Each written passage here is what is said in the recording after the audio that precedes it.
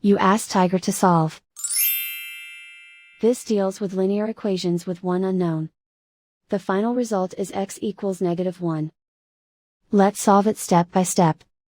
Group all x terms on the left side of the equation. Subtract x from both sides.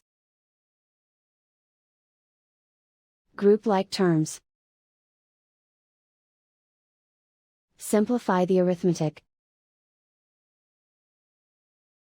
Group like terms. Simplify the arithmetic. Group all constants on the right side of the equation. Add 6 to both sides. Simplify the arithmetic.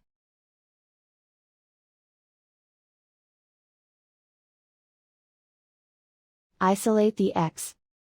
Divide both sides by -2. Cancel out the negatives.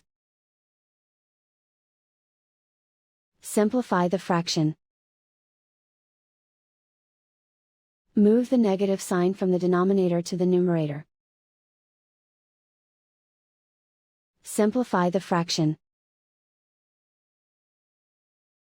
And so the final result is x equals -1.